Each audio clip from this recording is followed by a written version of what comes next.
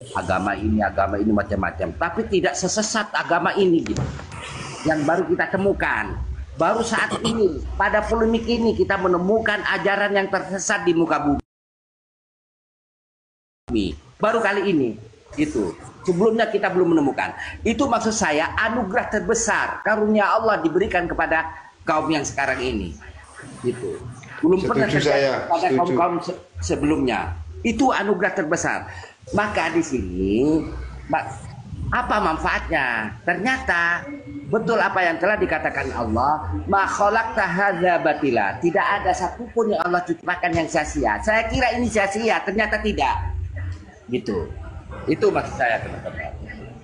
Iya, jadi kan gini Kang Sa'dullah ya.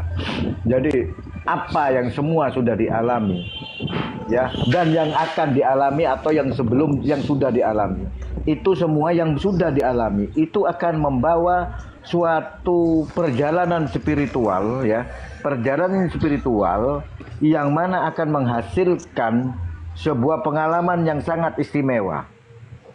Karena apa? Karena pengalaman itu adalah sebuah guru ya, yang mana tidak pernah didapatkan di bangku-bangku sekolah.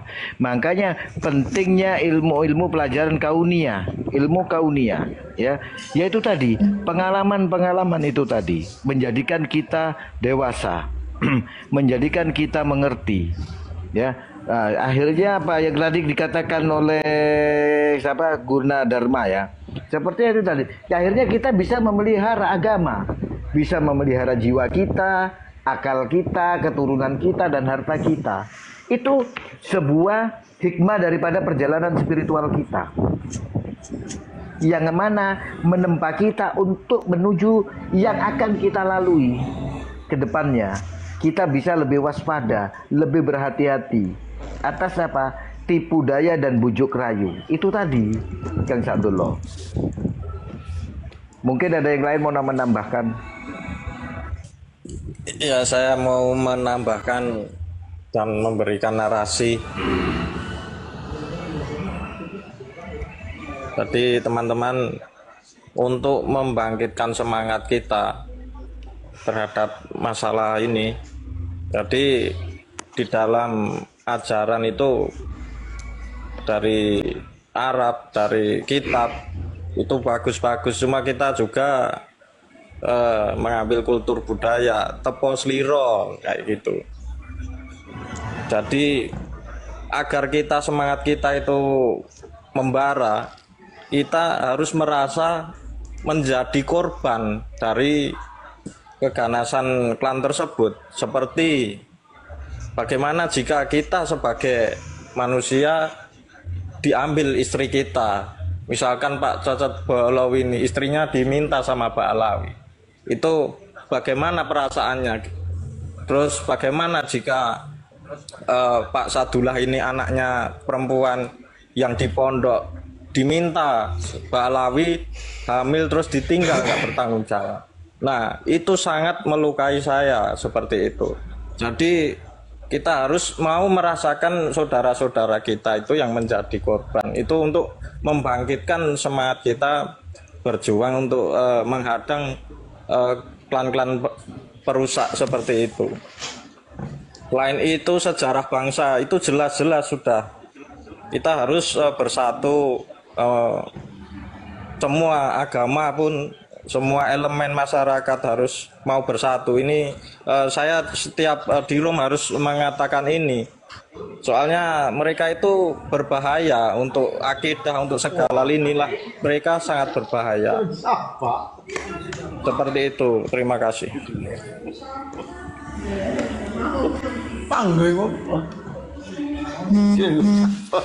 Nih Kang, siapa namanya, Cocot Balawi ya. Dikala jenengan pada saat itu seperti itu ya, akhirnya sekarang jenengan seperti ini, otomatis sedikit banyak ada beberapa ilmu ya yang bermanfaat yang bisa jenengan petik dari semua itu. Jadi semua itu bil hikmah ya. Nah, artinya banyak hikmah yang saya dapatkan. Artinya saat inilah, artinya saat ini. berpikir, saya realistis, ya kan, bahwa hanya Kanjeng Nabi itu adalah pemberi syafaat tunggal, kurang lebih seperti itu. Makanya kenapa itu memang kita itu memang secara hub ya, secara cinta. Karena gini, dulu kita tuh berpikir, saya itu berpikir apa sih yang bisa saya andalkan gitu loh. Ketika saya meninggal, orang saya sholat saya biasa-biasa saja. Apa saja biasa-biasa, nggak ada yang istimewa lah, kurang lebih seperti itu. Ibadah saya itu biasa-biasa saja. Hanya saya berharap hanya syafaat Kanjeng Nabi yang bisa membantu saya ketika di padang mahsyar, ya kan. Nah, saya waktu itu berpikir saya itu ini mungkin melalui dzurriyyah itu bisa berwasilah, kan gitu. Ini paling, ini saya berpikir logikanya, saya mendengarkan ceramah ya bla bla bla, orang ikuti pengajian, majelis taklim kemana-mana saya ikut gitu kan. Kok ini kan memang ada beberapa ketika memang ada apa kayak si siapa namanya, si Bahar Smith ya, Habib Bahar itu kan, kok begitu ya artinya kan begitu. Mana sih ciri-ciri apa dari sifat Kanjeng Nabi bahwa gak ada, sehingga memang betul ada timbul syak atau keraguan di hati, apakah betul seperti itu kan, itu kan.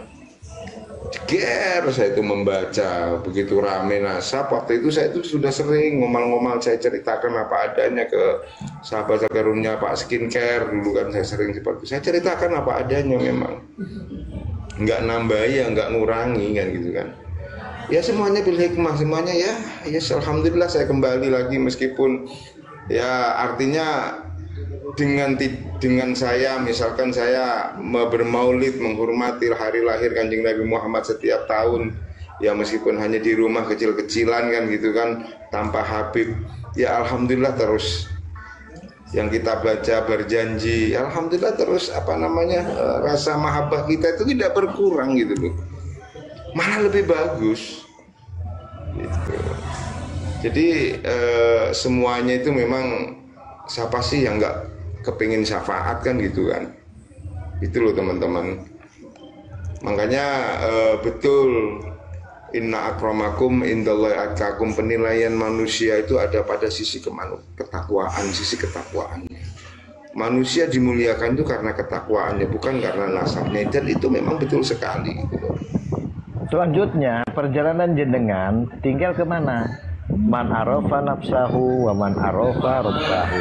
Arah jenengan tinggal mencari itu sekarang, mengenali jati diri jenengan sendiri apa, agar jenengan bisa lebih dekat untuk mengenali, akan berkenal dengan Allah gitu loh.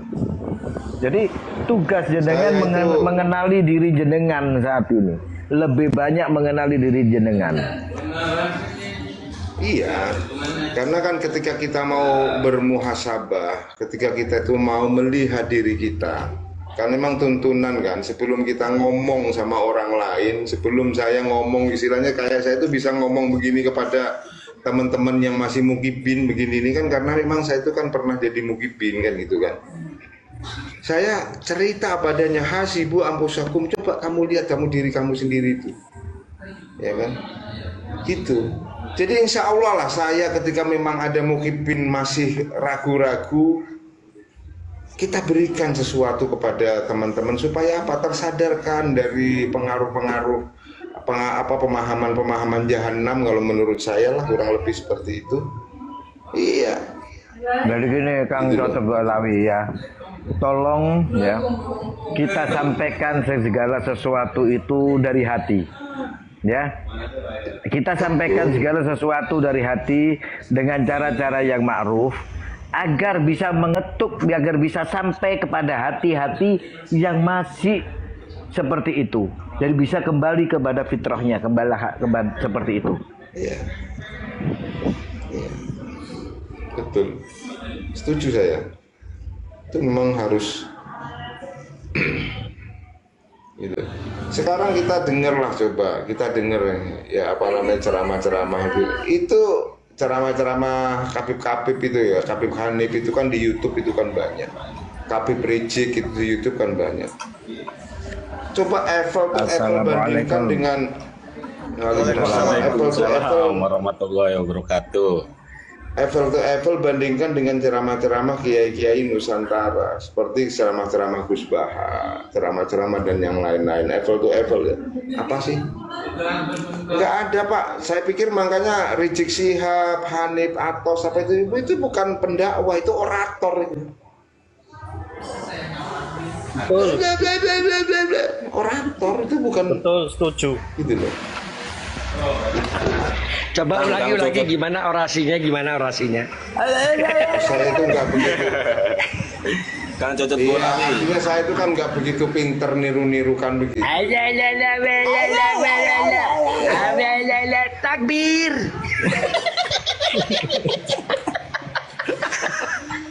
Betul. Cocok.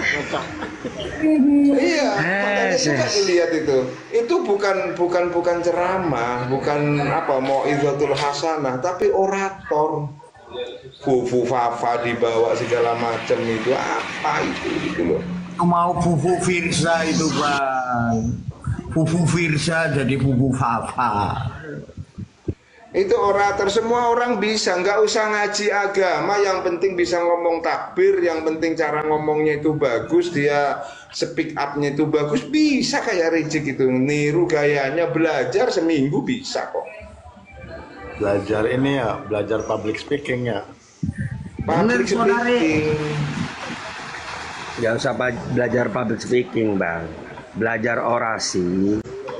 Lihat di Google, YouTube, apa berita terupdate. Tugas mereka menghina dan menghujat para pemerintah agar lebih banyak pengikut dan pendukungnya.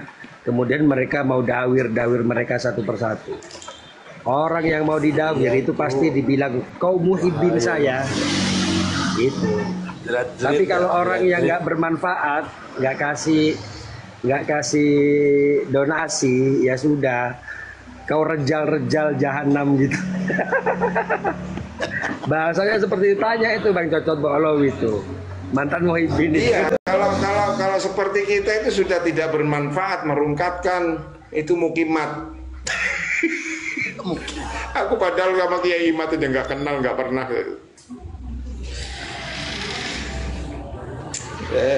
Rusak dunia gitu.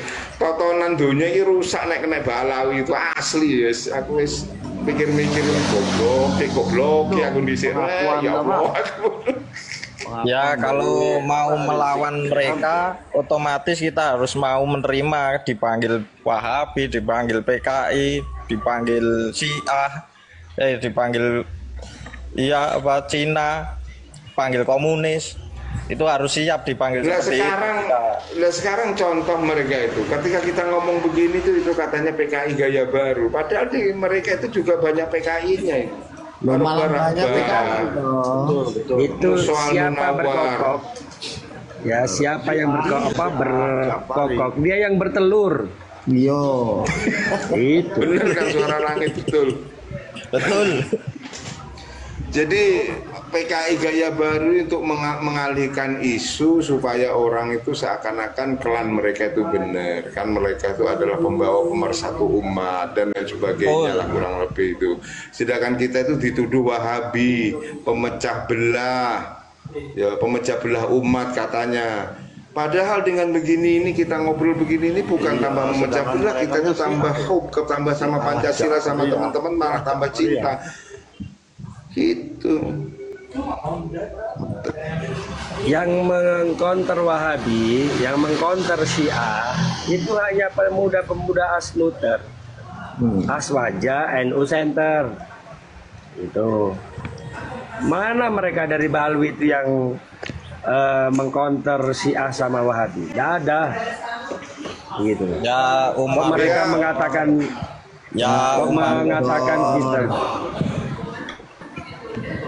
mengatakan kita Wahabi itu ya salah mereka. Afwan karena mereka itu bukan nggak ada ilmunya, kagak ada ilmunya.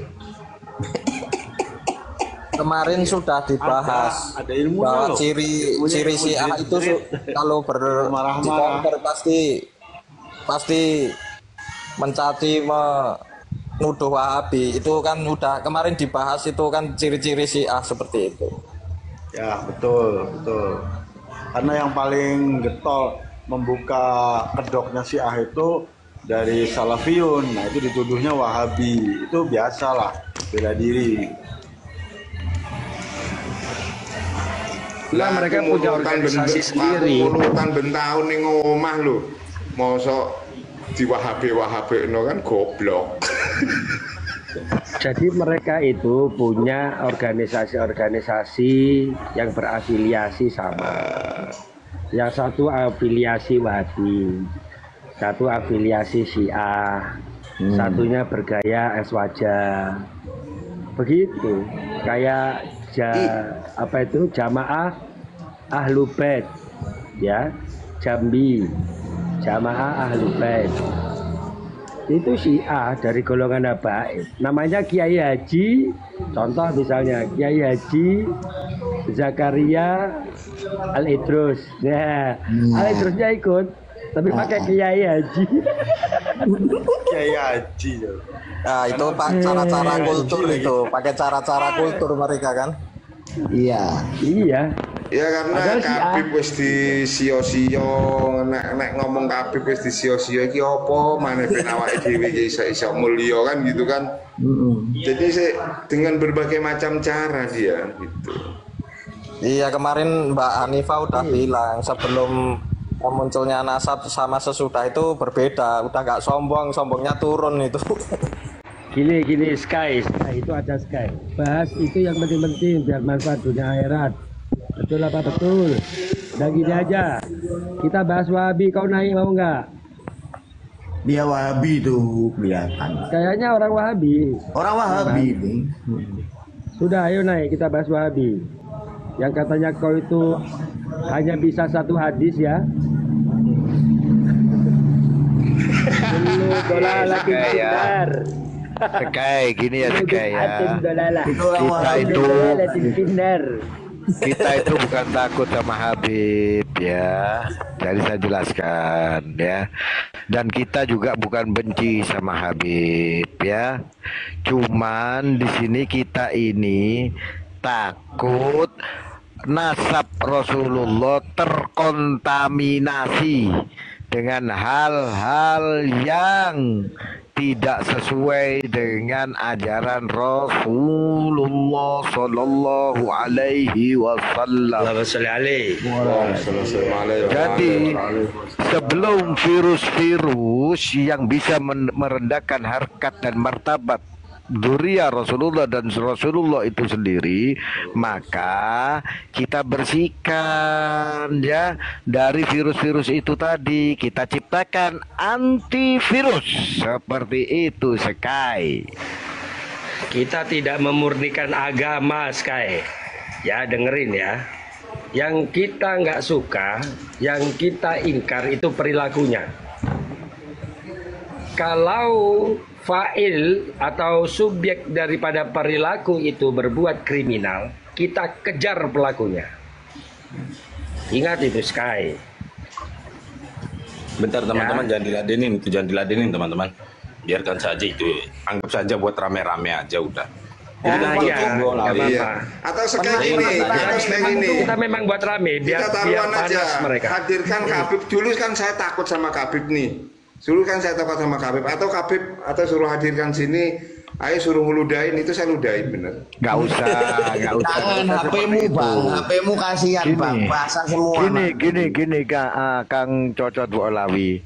Kita tunjukkan bahwa kita orang Timur yang penuh dengan toto kromo. Loh, mereka ini juga punya toto kromo bang penyapu. Ada Kalau sudah dekat ditoto, terus bojone konco di kromo. Gitu. Iku jenenge toto rasa. Nah, Ono meneh Toto Bondo ya. Ya apa lek Toto Rondo. Lawi. Nah, itu urusannya suara langit. Kok jenengan itu Padahal ngomongnya Toto Rondo rondo. padahal. Rondo itu bimakna ronge kendo. Masa jenengan gelem rong-rong sing kendo sih? Galawi, ngawut. Itu Mbak Sano mau naik itu. Rondo itu bimakna ronge kendo gitu loh. Masa gelem. Om Edi Galelo 99. Pondok Sidogiri aja percaya sama Habib. Oke, ya. Tak teleponkan Gusnya Sidogiri ya, mau ya? Kamu naik tapi kita taruhan. Kita taruhan Om Edi. Tak teleponkan Gusnya Sidogiri. Putranya Yai Mukti. Ayo. Putranya Yai Mukti langsung. Mana Ayo. berani? Mana berani? Totoan Om Edi. Edi itu adalah singkatan dari ejakulasi dini. Edi. Yo, kono. Kita via WA ya, via WA. Langsung. Nah, mana Jadi berani? Jadi gini ya saudara-saudara ya. Enak aja. Dikala ada ibarat ya, bukan ibarat. Dikala ada seorang ulama ya, atau orang sudah dikatakan ulama ya, lalu menegur pemerintah dengan cara-cara yang tidak ma'ruf, itu sudah jauh dari kata ulama. Karena Rasulullah mengajarkan apabila ada pemerintahan yang zalim, selama kalian masih boleh ibadah, taatilah. Kalau kaum kalian mau mengingatkan atas kezaliman itu, tak ingatkan dengan cara-cara yang ma'ruf, bukan dengan cara-cara yang seperti biasa kita lihat dengan teriak-teriak kafir.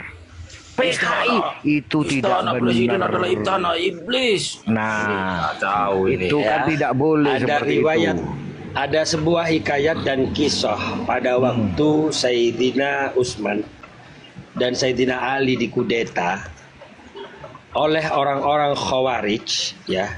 Itu rata-rata mereka sama-sama Islam, mengaku Islam. Dan mereka selalu menggaungkan apa? Takbir. Seperti itu. Lihat dalam sebuah hikayat dan riwayat. Dan mereka mengatakan la hukmi ilallah, tidak ada hukum selain hukum Allah. Lah ini kan tidak bisa. Memang tidak ada hukum selain hukum Allah. Apakah kita dan keluarga kita sudah menjalankan hukumnya Allah itu sudah kita jalankan? Gitu loh. Kalau kita sudah menjalankan dengan baik hukumnya Allah, syariat Islam dengan baik dan benar, maka insya Allah implementasinya kita akan taat pada hukum demokrasi ini. Tidak akan pernah kita melanggar aturan-aturannya. Itu suatu bukti implementasi dengan menjalankan syariat Allah dengan baik. Waalaikumsalam warahmatullahi wabarakatuh. Jadi kalau mengatakan ingin membentuk negara dengan bersyariatkan Islam, loh, kita sendiri dalam keluarga kita atau dalam tutur kata kita bisa tidak mencerminkan yang bersyariat Islam kok mau membentuk negara yang bersyariat Islam? Ya jauh dong. Cobalah kita berpikir secara jernih. Ya, kita ini di negara demokrasi yang banyak bermacam-macam suku, bermacam-macam agama, ya. Di sini emang Indonesia ini Muslim terbanyak. Namun makanya ada beberapa ulama dari luar mengatakan Indonesia ini Darul Islam mafi hukmi Islam, negara Islam tapi tidak berhukum Islam. Kenapa dikatakan negara Islam? Karena penduduk Muslimnya banyak. Itu salah satu penelitian dari beberapa ulama dari luar negeri, ya. Seperti itu mengatakannya. Jadi tidak boleh kita bukhot, tidak boleh kita ini mengatakan harus diperangi, tidak boleh. Gitu loh. Makanya berikanlah edukasi-edukasi yang baik bagaimana masyarakat ini supaya mentaati pemerintah ini. Bukan kalau mau menegur pemerintah silakan dengan cara-cara yang baik. Itu jauh lebih bagus, lebih elegan, lebih mendudukkan kepada seorang sosok ulama yang benar-benar ulama, bukan ngelama. Demikian saudaraku, lanjut. Teman-teman, ini mungkin saya tahu ya, artinya yang membuat siapa saja yang membuat kerusakan di muka bumi, mungkin bisa paham ya, artinya yang digolongkan apa, yaitu orang kaum munafik, fasik, musyrik, ya, dolim, dan semuanya itu adalah orang kafir yang disebut ingkar kepada kebenaran Allah. Ya, paham? Sudah diketahui tadi, orang munafik, fasik, musyrik, dolim, ya. Terus itu semua disebut adalah ingkar kepada kebenaran Allah. Nah, ini bisa kita detect ya kepada siapa yang artinya ingkar atas kebenaran Allah, ya, yang mengatasnamakan agama Allah, dari leluhur ke leluhur. Bentar, saya putus dulu Kang Sadullah. Mumpung belum jalan, mohon maaf saya putus. Ini ya, Cimong. Ini saya katakan ya, dia berkata, cucu penggunjing, dia lupa nenek moyangnya pemuas nafsu tentara nikah yang mayoritas Yahudi. Seperti itu. Lanjut. Oke, dilanjut ya. Artinya yang membuat kerusakan di muka bumi itu dari kitab ke kitab, Allah ceritakan kepada rasul ke rasul, ya, adalah kaum-kaum ini. Kalau ingin tahu jelas siapa kaum ini, dulu kita tidak ikut, tidak tahu pada saat Nabi Allah Ibrahim, kita tidak tahu. Begitu juga Nabi Allah Nuh dan Nabi Muhammad tidak ada di situ juga. Tapi Allah ceritakan kisah-kisah yang terdahulu yang ingkar kepada Allah, ternyata genetik ini, gitu kan? Allah ceritakan kepada Nabi Allah Muhammad terakhir.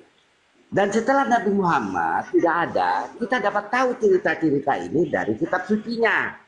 Ya, ternyata hampir kalau ingin tahu orang munafik seperti apa, lihat genetik ini. Kalau ingin tahu orang musyrik, lihat genetik ini. Kalau ingin tahu orang fasik, lihat genetik ini. Kalau ingin tahu Khawaris, lihat genetik ini. Kalau ingin lihat Wahabi, lihat genetik ini. Kalau ingin melihat orang Syiah, lihat genetik ini. Kalau ingin tahu kesesatan, semua kesesatan diborong, lihat genetik ini. Nah itu sudah.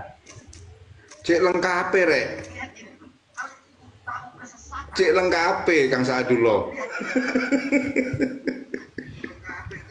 Datanya kayaknya sudah 3 gudang, datanya mantul.